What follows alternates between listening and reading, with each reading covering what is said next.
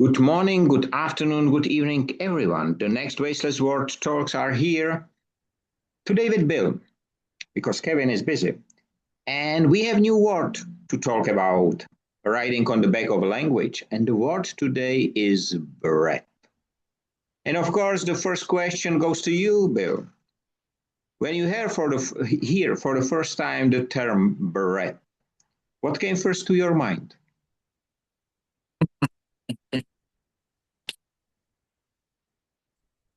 Several different things. Bread, of course, is the sustenance, keeps your body fed, but there's also a religious connotation when you take communion in the church. It is the body of Christ. I had an image of me as a little kid. Whenever you're hungry, there's always peanut butter and jelly sandwich. Bread you can do so many things with. It is so, and this is the one I have here. Tasty Okay. and delicious. And generally, we have next very interesting saying in Czech Republic. Let me read it because I will not be able to translate it correctly. So the direct translation of this is sing the song of him whose bread you eat. But in English, you say he who pays the piper calls the tune. According to Wikipedia.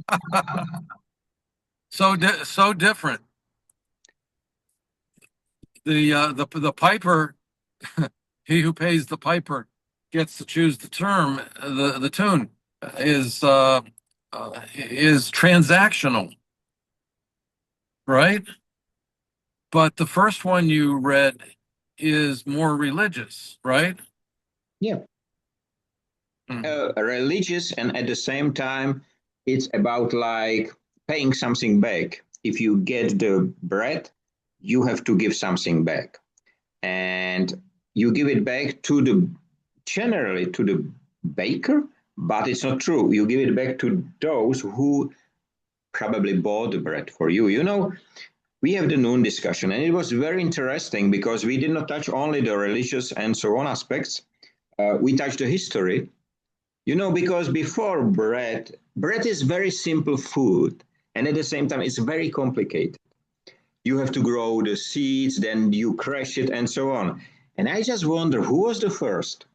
Who realized that crushing the seeds, crushing it with stone, making something white of it, put water in it, will make something like Arabic bread or something like that. Then came the other types of bread and so on. But you know, we realize that maybe it is not only music which can connect all people around the globe. It can be bread. And who were the first ones? The first ones to make bread would have been originally people were hunters and gatherers. Now you could gather the seeds, but you'd need enough wheat seeds or seeds to make a bread.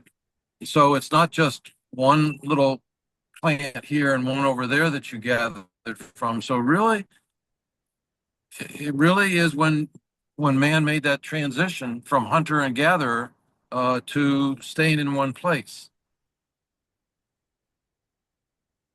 You know, your wife knows very well that when there was a foreign visit in Czechoslovakia or anywhere in the East Europe, let's call it so, we invited, there was all the time bread and salt on the plate.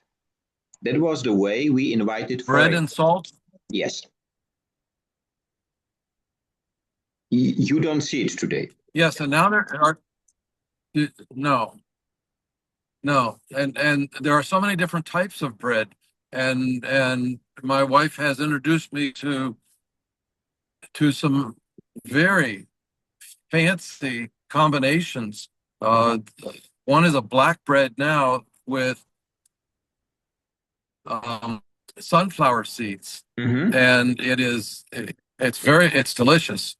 But what I'm used to is white bread or whole wheat bread or rye bread, and that and there are just so many other ways to eat it. You know, I think bread is the term today is not just uh, food for brain, but generally, when I ask my colleague, she said the first what I see is hunger. Is And what? hunger. She was hungry when I said the term.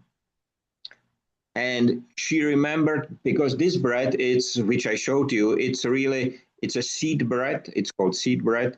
It's a special handmade bakery. It's twice so expensive as the standard one, but it's delicious. I like breads all over the globe. I try to taste the bread.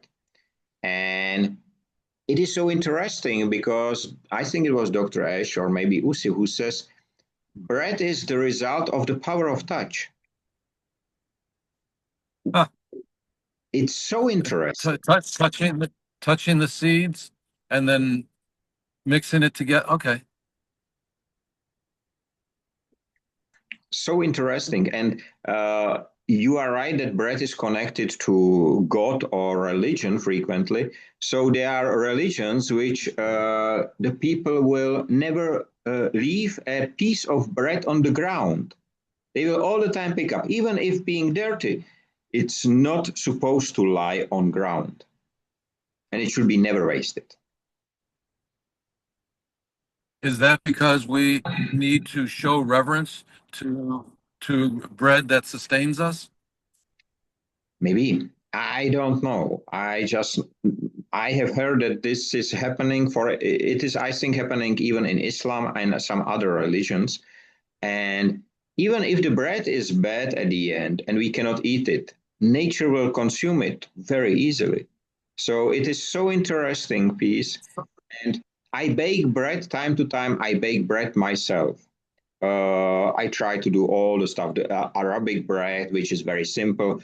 Then the sourdough, or how it's called, bread, which is a little bit more complicated, but beautiful to watch, much beautiful to watch, uh, and so on. And it is every time when I have a new bread to taste, it is like a journey, you know, and still, no matter how the bread will look like, it will bring me back my time as a child. It will bring back a lot of memories. Some of them I never thought they are there, but it is so interesting. And I think the really right now we spoke a lot of about Palestine and so on, about the people who are hungry, who cannot afford bread at all, and at the same time, you know yourself, 347 million metric tons of food and crop are being wasted every single day. So it is so interesting term, so interesting. When you eat bread, if you baked your own bread, and what do you put on it, or do you eat it by itself? Do you put butter on it? Do you put some sort of gravy? I put butter on it usually, but when it's really fresh, just a little salt on it, and I eat it as it is because I like the crispy. It is usually crispy, and it's you know when they started to make the, let's call it, machine-made bread, this taste completely disappear. And I think it is because every baker put inside love, piece of love. And the machine does not have this piece of love to be put inside. They just have a number. You should make 1 million. And I have one client, a large bakery, every single day, 5 to 10 containers full with old bread is turned into new bread. They crush it, they mix it with something, and they make a new bread. Currently, if you buy such a bread, it's usually the bread which is cheaper than the others, sold in chain stores. It will not hold more than 2 days. then it become so uneatable to be honest. But this bread, And it tastes different. It's missing something. You it's can't remake it and expect it to be as good as the original. exactly, generally it does not taste as bread. And here we can speak about tomatoes or cherries from flying all over the globe. You don't taste it. Last year in Czech Republic, we have a very poor season for fruits. Almost no fruits grow, and there was a really poor season. This year, all the trees are filled with fruit. But the issue Good. is, last year we complained they are too little. This year we complain they are too much. Last year, our cucumber plants gave us 85 cucumbers. Mhm. No two people can eat 85 cucumbers in 1 month. This year, the same cucumber plants gave us 28 cucumbers. Same plants, put in the same place, same amount of sun. Um, so pretty much you have to trust God, however you define God. You have to trust God and be happy with what you got. And uh, you have to modify your approach. Okay, there are 120. Okay, we have to make out of it cucumber whatever. Cucumber soup. I do remember my mom tries everything. Something was horrible to taste, but she tried. And this year, she does it as well. We have the internet. We can see all the recipes. The question is, there is in Czech Republic there are a lot of fruit trees around the roads. It is a historical matter planting around the roads, and these are in. When I was a child, of course, there was a much lower traffic, but all the trees has been picked up. It was turned into juice, into whatever, a lot of things, including alcohol, which is famous for Czech. But these days, the trees are full and nobody is picking it. Because if you say to a child, get an apple, she or he will go to Tesco store or to Walmart or anywhere else. They even don't know they can pick it up on a tree. And this is alarming.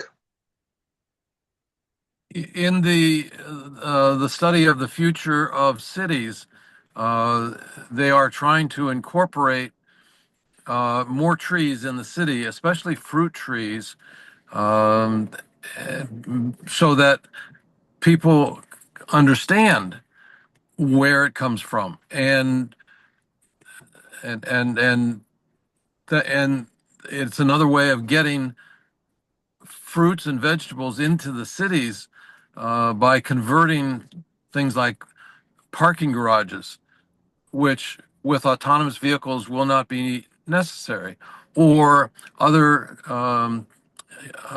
structures that are no longer being used and they're being turned into vertical farms. And that brings the fruits and vegetables into the inner city, which oftentimes even the stores don't carry fruits and vegetables in some poor areas. So that's a wonderful thing. It is, but as I know, almost all the projects of vertical gardens failed. Almost all. Why? One of the reasons is that they concentrate on one or few types of vegetables. Salad. It's very easy to grow, so everybody was running in a big hall a salad. Of course, it's needed, but not everyone would like to eat every day a salad. So this mixed spaces, mixed vegetables, this nature-like environment was not established. The second thing is, if you would like to enter a hydroponic or whatever farm, you need to be dressed like a doctor generally. All anti whatever, all clean, clean room.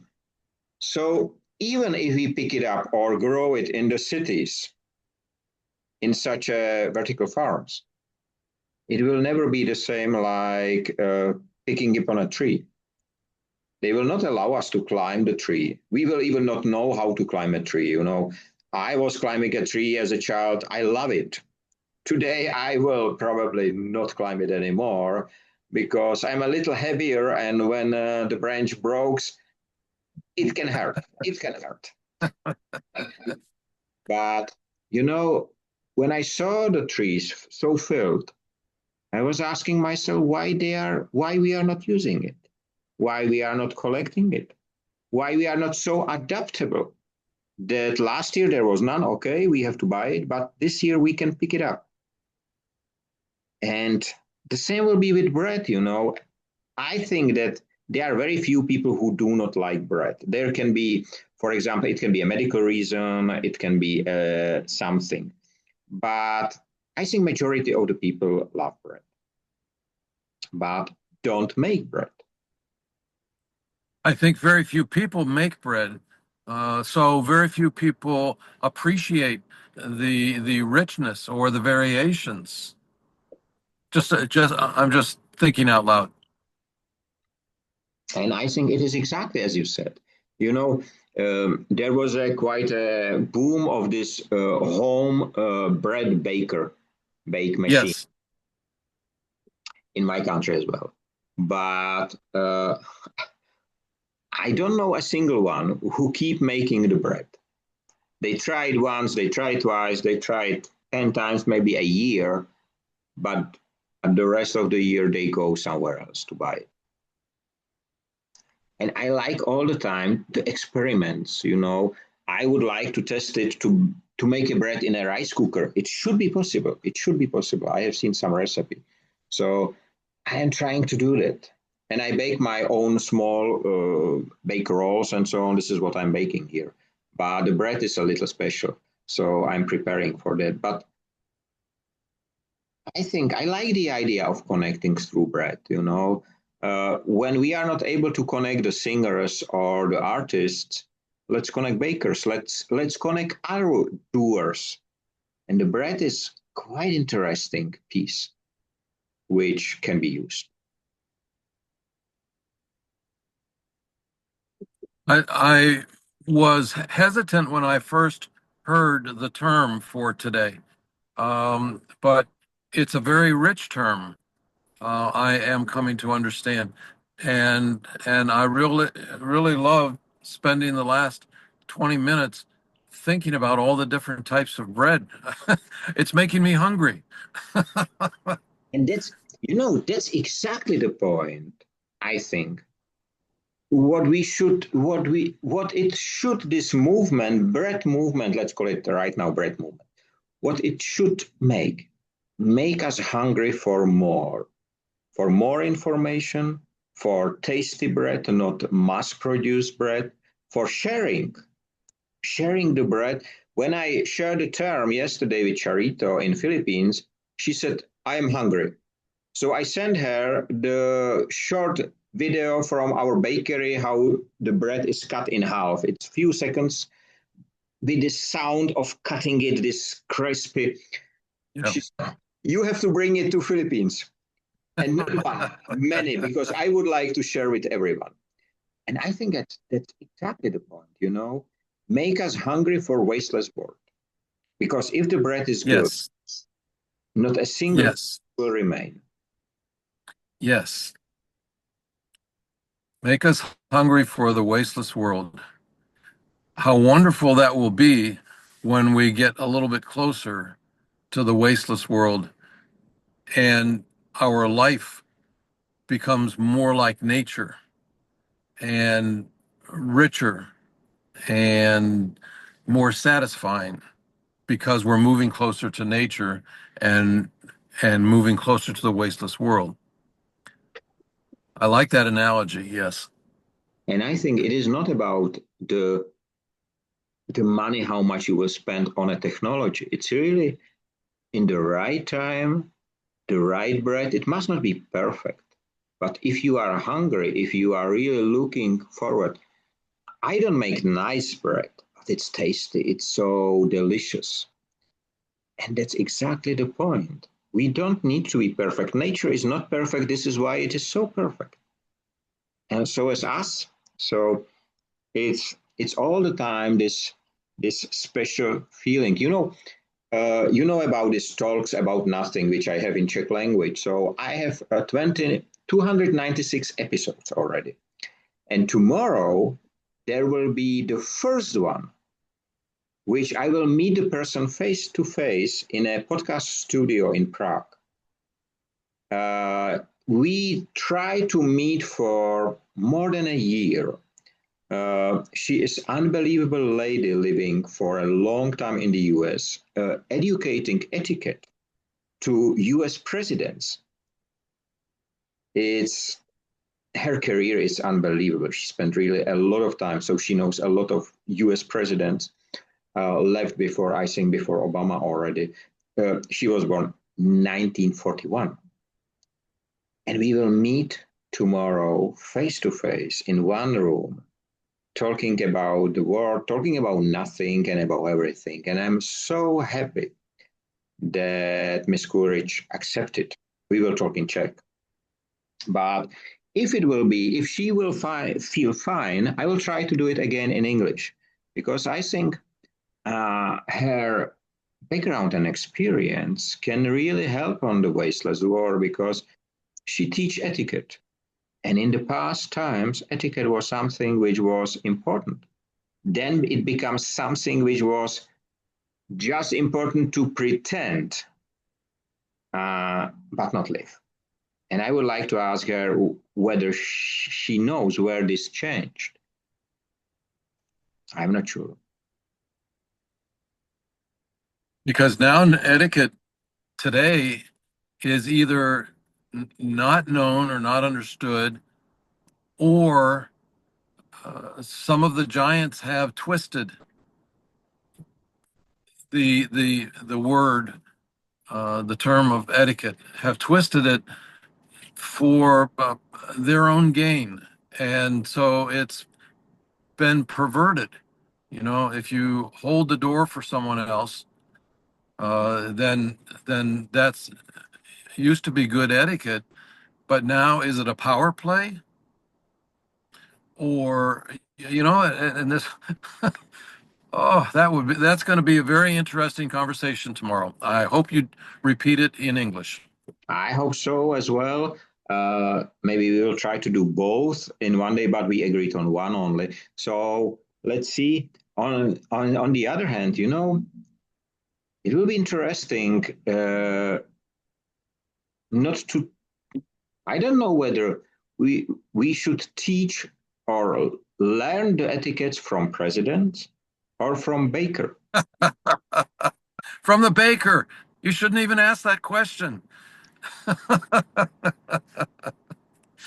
Oh, um, and eh, do the words etiquette and bread have a lot in common? To be They honest, both they both satisfy the spirit. that's right, and make it strong in some way as well. Yes. You have to have endurance to bake a good bread, and so as well to behave well. You have to fight a lot of odds, the humidity, the heat of the oven, and so on. You have to wake up very early to be a good baker, to be able to sell. Because if you would like to sell from 8, you have to be awake at 4. So there's a lot of things I think which are in common. But you know what we did not touch? What is the opposite of bread? The opposite of bread, starvation. Uh-huh. Uh, It's not a thing because this conversation this morning has explored all the way, many of the ways where bread is not a thing. It's not simply what you hold in your hand or put on your tongue. It's so much more. It is spiritual in many different ways. Um, So, so if you don't have something to make you strong and fill your stomach and fill your mind, then that's maybe that's starvation. Hmm. That's interesting because even the mind can starve if we do not Oh, feed it yes. the right way. And I was having this, I tasted this starving when I was 19, just leaving the school, starting in a steel factory. Great people over there, but talking a very simple things. And I physical feel starvation of my brain. So I have to change. I have to start education for a guide, a tourist guide, and so on and so on, and which leads to next steps. But I really feel, and I said to myself that I will do everything in my life, the whole my life, that I do not feel the starvation of my brain anymore. And that was so important for me. Yesterday, I was loading a truck. There was quite a really hot weather here, and I have a heat stroke at the end. I loaded the truck, luckily finished, but then returned to the office and I was beaten. So having the call, the seizures and whatever, but I recovered because I know that it is important to recover and to have to spend next day on the construction site of Wasteless World. And I can imagine the baker who bake great bread and people are waiting for that. How does he or she feels when they are not feeling well? I think many of those who really put love into bread, they will do exactly as I did. They will stand up and get the energy from losing the energy and the love into the work they are doing. And this is why there is such a big difference between the machine made and handmade. Yes. Did you notice Yes. last week there was a first robot Olympics in Beijing? I I didn't see that. No. You can watch CNBC. I can send you the link. There was it was failed generally, but there has been 29 countries in that. What was interesting in the CNBC report was uh, they mentioned that China is planning till, I'm not sure right now the year, but I think till 2030 to build 300 million humanoid robots. Oh, I'm not sure. I'm not sure we have thought this through. Uh, well, China's got a real problem with their declining population and how to have enough hands to do the work. So maybe this is an answer, but we, as a as a world, we certainly have not thought through the ethical and all the there's so many different directions that we have to think about that. I'm in another group of AI, artificial intelligence, and we talk about whether or not um, robots can be empathetic or uh, can actually create or do they just repeat? And there's so many questions that so to load the world up with 300 million robots, wow, that's an But interesting thought. you know what? Do you know what will be missing when there will be more robots than humans? Nobody need bread anymore.